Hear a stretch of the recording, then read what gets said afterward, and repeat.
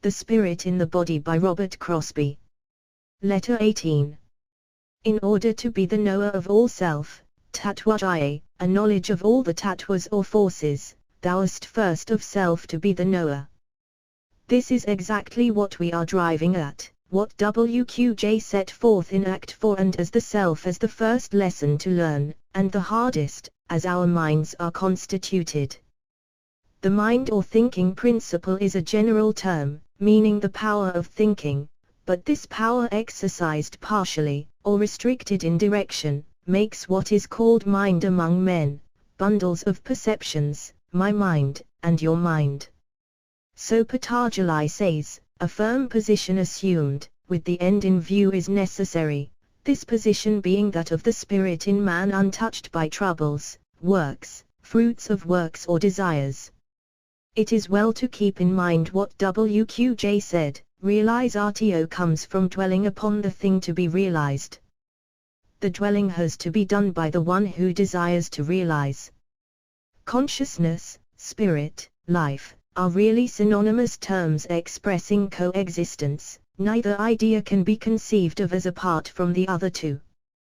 Consciousness sees all, experiences all, makes all changes, is all. It is the one reality, and although the most important factor, to use a word, in the world of differentiation, it appears the least real because indefinable. It is like the power of sight which sees all things but cannot see itself, being universal, unchangeable and inexhaustible. Divide the cosmos into the permanent and invisible, and the visible and invisible impermanent, thus we may hope to guide first the lower and terrestrial, and then the higher and cosmic.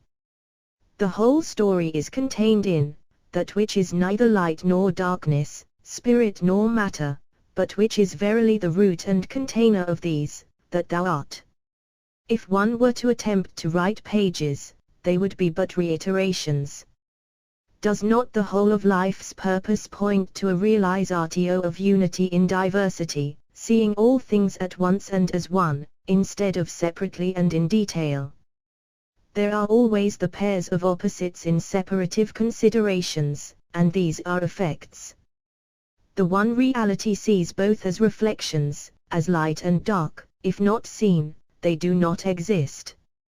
The nice old gentleman claiming theosophy to be largely a matter of belief is like so many others who think themselves passing wise in lightly dismissing things beyond them as mere matters of belief.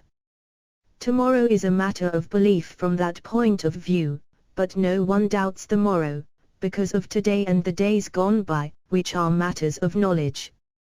Theosophy can be tested out by present knowledge and proves itself with every test. The common sense of theosophy must appeal to any man of the world, the great thing is to have it. WQJ had it par excellence, his lead is a safe and a good one to follow. If one has it, he will show himself in possession of knowledge which to others seems desirable. Some will try for it, while others will be too busy about their petty affairs. Who knows what seeds are sown in commonplace conversations? An acquaintance with the hopes, aims, and general life of those we desire to help is desirable, and to be found only in contact and converse.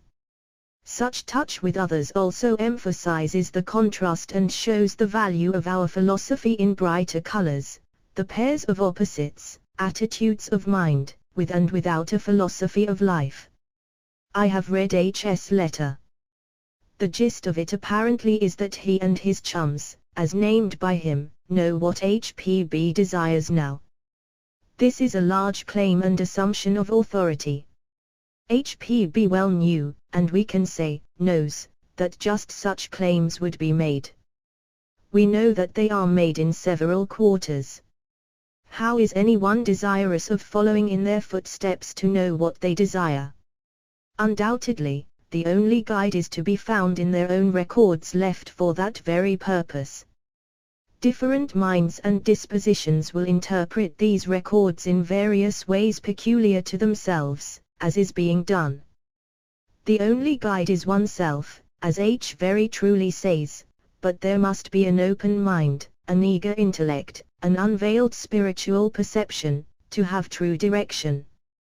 This peculiar sentence in HS letter sounds like cocksureness. If you are certain that we are wrong and you are right, that ends it.